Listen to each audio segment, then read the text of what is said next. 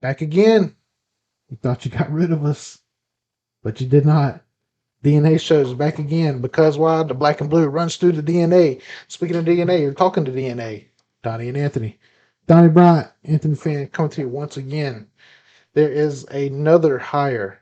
There's a lot of hires that's been happening, and we've been hitting it one by one. So the next guy that's been hired, we have a new defensive lineman coach in Carolina.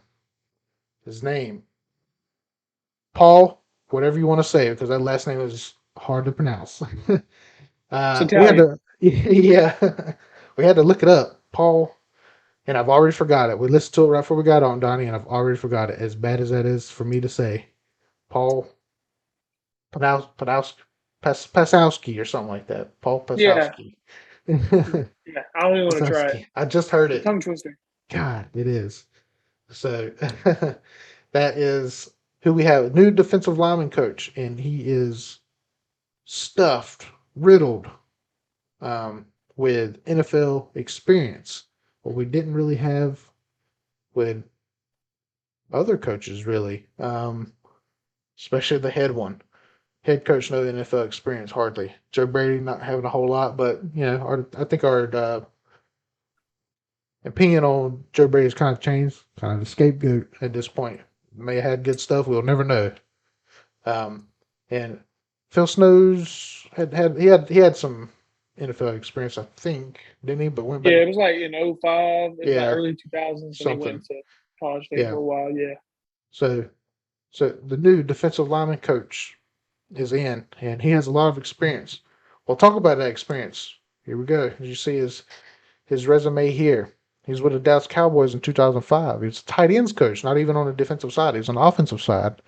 Then in 2006, he became the linebackers coach. And in 2010, under Dallas Cow or I may have got that wrong there. But 2007. I'm always messing up on the resumes. He was promoted to the interim defensive coordinator in Dallas. So hey, that's pretty good. Went on for the Miami Dolphins, defensive coordinator there in Miami in 2008.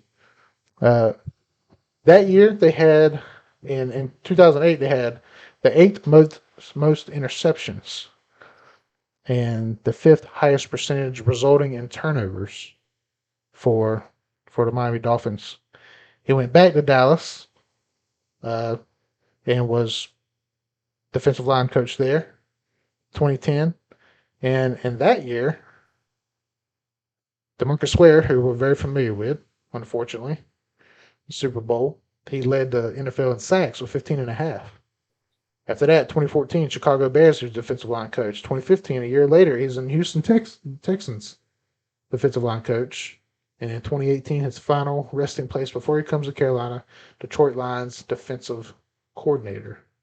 So, for what I can remember, the little bit of research. So me personally, what I did, I went and looked at all those teams when he was defensive line coach with Miami in 2008, Dallas 2010, 2014, Chicago, Houston, Detroit. I went and looked at the defense as a whole. Of course, he's not responsible for the entire defense. That's your defensive coordinator. So I kind of looked at with that in mind. You also got to keep the team in mind at times. That's what's so upsetting in Carolina. Got a great team. The head coach can't lead or coach. Um, but I went and looked at defensive line. What do they do the biggest? They sack the quarterback. Tackles of loss, get tackles, force fumbles. But I guess the only way I can really judge by him being a defensive line coach, in my opinion, on a stat sheet, if I'm looking at numbers on paper, is the sacks. And they were always, every team that he was with, Miami, Dallas, Chicago, Houston, Detroit, they were always right in the middle of the pack. It was always 15th, 16th in sacks, 17th. Nothing high, nothing low, right in the middle. So um, that's kind of what all I can judge here. A lot of experience. Maybe he comes to Carolina and has this crazy year, has crazy coaching. Got a lot of Same players to work with. for sure, for sure. And that's one thing that Donnie will talk about here in a second. He brought it up right before we went on air here about where we need help, and defensive line was one. So he's excited. We're both excited. Lastly, um, Yeah, we'll see. Experience, but another man. Congratulations, real quick. As of recording this video, Sam Mills went to the Pro Football Hall of Fame. First Panther to do it. He didn't have any, experience coaching really at all, and he went in and, as you can see, made a really big impact with the organization he was with while having cancer.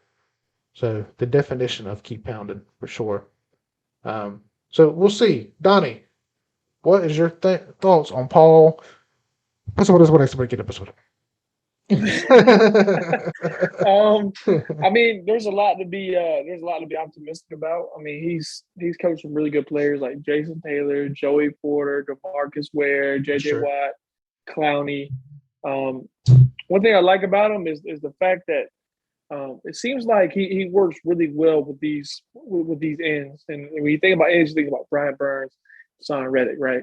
Our biggest issue this year defensively was to stop the run. We had a hard time doing that. So it looks like the sacks have always been something he can allude to and address. My biggest concern is if he can come in and help us address this defensive line and stopping the run, because I think you and I can agree that if you can't stop the run, it's going to be a long day for you. You can have the quarterback all day long, but if they dictate the pace by running the football, it's going to be a little harder to stop because you're going to be worn down. You're going, so. Now in 2018, I did see that he had an 8.7 sack percentage, which was fourth in the NFL. That's when he was a defensive coordinator with the Lions. That team wasn't very good that year, but still, I mean, the defense was fourth in the NFL in sacks. And they were also top 10. Like I said, that's really good. And it sucks because you hate to see a really good defense not get rewarded by regular season wins that translate into playoff appearances. So there's some upside there. And then in 15, we made that historic run. He was also the defensive line / defensive coordinator for the Texans. Yeah. They were third in the NFL in sacks, and my fault. They were third in the NFL with yards allowed, which was really, really good. It means they were able to, basically control the game defensively and not let the offense operate. And they were fifth in sacks, and they had 45 as a team. So he's worked with some really good players, like you brought up and alluded to, DeMarcus Ware. He made a few all pros and Pro Bowls under Paul. I'm not going to pronounce his last name because I don't want to butcher it. There's a lot for me. I think there's a lot to be happy about. It seems like like I said, he works really well with defensive ends. I can't wait to see how well he does with Derek Brown too in the interior. Because I want year 3 to be a big year for Derek Brown. I want him to play like the number one overall, not number one overall, but the first round draft pick he was back in 2020. I'm excited for Brian Burns. Definitely excited for Son Reddick because now we can really see what Son Reddick can do with someone who can get the best out of him. And we still haven't seen the best of Brian Burns yet. He's been great, but we haven't seen his true full potential. So I can't wait to see what what Paul could do, man. There's a lot of gadgets on his defense. There's a lot of toys to have fun with, and to kind of let loose, man. If this defensive line can play on, if they can fire on all cylinders and play collectively, I mean, we're going to be a dominant defensive line. So I'm hoping he can bring some of the things he had in Houston and in Detroit, and I'm trying to be optimistic here. I mean, he's got a lot of NFL experience, which is good. As you alluded to earlier, Matt Rule typically likes to hire guys that have a lot of college experience, like the offense coordinator, like the defense coordinator. This guy's been in college and in the NFL. Yep. Yeah, which he also has. Yeah. He has seen both sides of the spectrum when it comes to football, the college side and the NFL side. His NFL resume looks really, really good, man. Yep. And he's been on some teams, and I'm sure he knows what great defenses should look like. And I think that with our defense being very young and potential fulfilled, we could have about 4 or 5, Pro Bowlers and about 3 or 4 All-Pro players on this defense, caliber-wise. So I'm hoping he can maximize this opportunity, man. This is a good spot. And also, again, I just want to give a major kudos to Sam Mills. It took way too long for him to get in there. He should have been there a lot earlier. Shout out to Sam Mills and help creating a culture in Carolina that we all love and appreciate. Yeah, for sure. For sure. I hope and there was another Panther that was up for it this year, didn't get it. Steve Smith, the great Steve Smith. Man, I hate to put any kind of a shadow over Sam. But Sam deserved it. No questions, Oh no yeah, I ifs, mean ands, or Steve buts. definitely deserved But it though too, Steve, man. yeah, Steve, he is, dare I say, dare I say, not because of what I think, but with the fact, everybody else's reaction to me saying this, Steve, one of the greatest of all times as a receiver, one of the most underrated of all times as a receiver. He Absolutely, does not get the credit he deserves. absolutely, that's a So fact. in the year that he was a I'd Triple love to Crown hear someone winner, disagree with that. Say what? yeah, I know you'd get him. Um, the year that he was a Triple Crown winner, we were the least most passing team in the league, and it was only him. Second to who was on the other side of him that year? I don't even think it was Moose. I think it might have been, Maybe Ricky Prohl, yeah, or Kerry Carter, Colbert or something. Gary Colbert, yeah, I have to go Drew back and look at Carter. that roster. Yeah, it's somebody that, and he was the only one. He still led receptions, touchdowns, yards. That was the year after the Man, broken leg too. that's right. And I think he got comeback player of the year. I think that at the end of that year. Yep, yeah, he I won think comeback so. player of the year that year and was a Yeah, triple crown winner. So most broken leg. I underrated. mean, yeah. Oh, Yeah, one of the most sure. underappreciated and the most underrated because how many 5'9" receivers splitting out wide and Yeah, can threaten you with catching the ball at the highest point, can run any route on the route tree, yep, can catch the ball underneath and beat you with his legs, with his physicality after the catch, can truck you, jump over you, uh, yes, juke you. One of the most underrated receivers to ever do it. My favorite player of all time yep. was one of my heroes growing up, along with Kobe Bryant.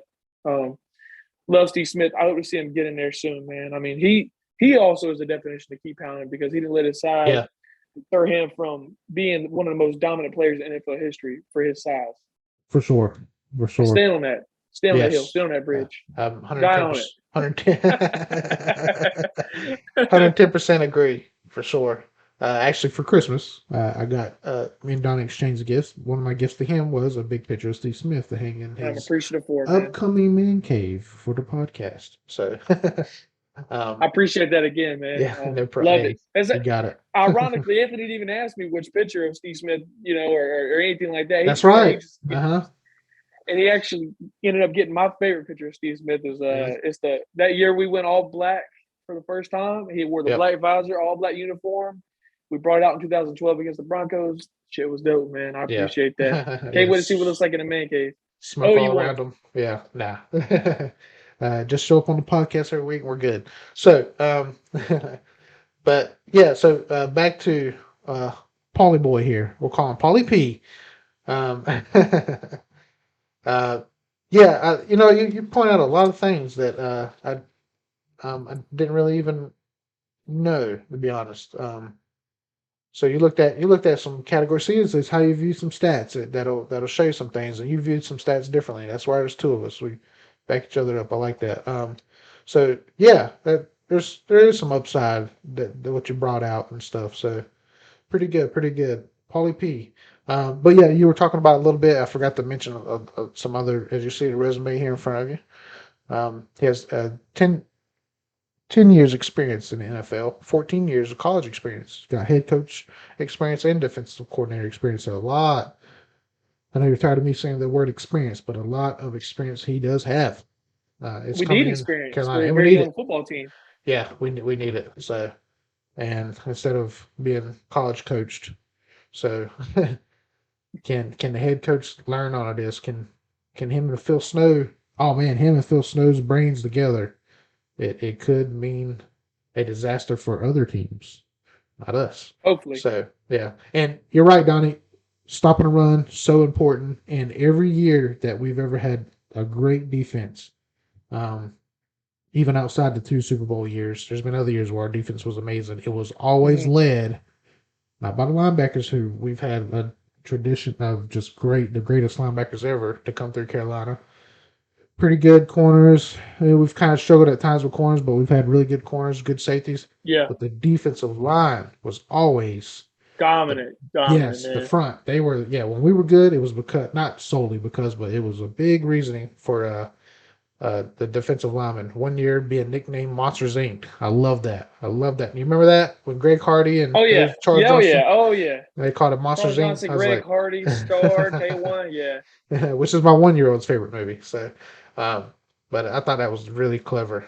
.com, Clever man. name, yeah. Yeah. So, but yeah, kind of short today. We got straight to the point with a lot of experience there. What's your last thoughts here? What's your hopes and expectations? Or go ahead, sir. Okay, what one last thing that I was excited to talk about real quick. It's not about Paulie, but has to do with Mr. Steve Wilkes. He's coming back to Carolina, the cornerbacks coach. Yeah. Fantastic hire. Has had experience as a head coach. Yep. Has had experience as a defensive coordinator back in 17 for us. Had a really good defense, and like I said, he's had a lot of good experience. He was actually our cornerbacks coach that year we went Super to Bowl. the Super Bowl. Was Yeah. behind Josh Norman's excellent play. Was behind Benaba Wickery's excellent play. I think this is going to be good for our secondary too. Yeah. I just wanted to bring that out because that's a fantastic hire. Actually, it's probably our best hire so far. One of our best hires along the special teams. Yeah, which we will do the same sort of podcast for Yeah, him. yeah. So so look We'll out for shout that. that out. Kudos Yeah. to Matt Rule and staff for that one. Good job. Good Yeah, job. we'll give you that. Fucker. He's on it. I throw that in there. It's like one of those things. Like, good job, bringing that fucker. I had well, I guess it's not really relevant to the story, but I had a coach grab me by my shoulder pads one time. It made me think of that for some reason. I don't know, because I used to I played a year as semi-pro, not like that. So don't get excited at me saying that. It was a bunch of guys who couldn't make it in the league and even in college. They just got together and called themselves a team. That's all it was. No, we had some High good level guys. We had football, some though, really good. man. Hey, we had some really good guys out there. Actually, our running back was from NC State. He went to NC State and played, and we had a couple guys from Division One. We had our corner was from Florida State. He was good. He was really good.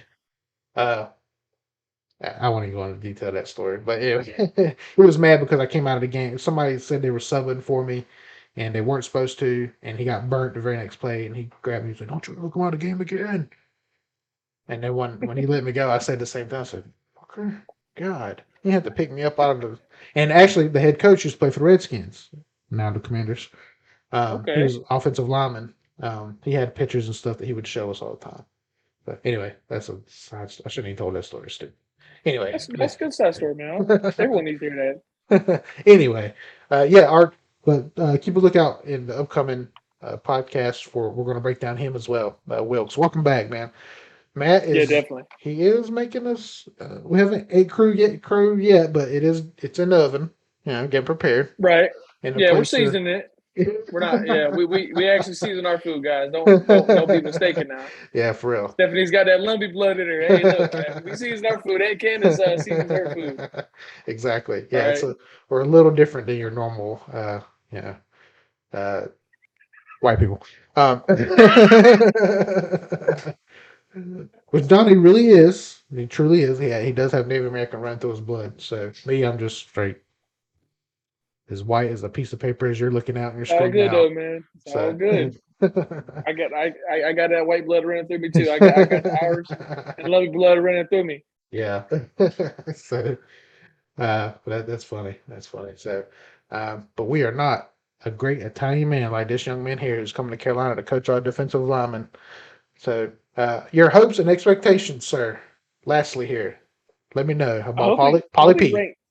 Yeah, I hope we rank top five in sacks. Why not top five? I mean, we got Yeah, the personnel to do it, man. Let's get up there in sacks and for sure. let's have that. Let's at least rank top 10 against the run in the league. How about that I with like this it. defensive line? That's reasonable. I mean, we Sure. got the pieces, especially what we do in free agency. I mean, the pieces are there. It's a matter of coaching and helping us stop the run. So Yeah. it's there, man. Yeah, it is. Top five sacks, top 10 in against the run, top 10 run defense. Yeah, for sure. As of this recording, we're recording this on Super Bowl Sunday. Hey, I'm thinking Bengals. I'm hoping Bengals. They deserve it. Me too. They're Me too. underdogs. So as of this recording, it's a Super Bowl Sunday. So hey, man, thanks again for joining in as always. Um, Vice enjoy the versa, man. Super Bowl. Enjoy the Super Bowl. Enjoy the action. Enjoy the commercials. Enjoy the halftime show. That'll be rocking for sure. one of our favorite rappers, K Dot, coming to you. So Hoping for an album soon, man. I've been waiting since I was a freshman in yeah, college. maybe he'll Come on, announce it on Kendrick. stage. Damn. So speaking of Kendrick, DNA, one of his biggest songs, "The Black and Blue," is in his DNA. It's in our DNA for sure. Donnie and Anthony coming at you, baby. As always, hey, thanks for joining us. Paulie P coming to Carolina. I love it. What do you say, sir? Keep pounding. God up top. The shirt says enough. That's Y'all right. be safe. Thanks for all the love. There you go.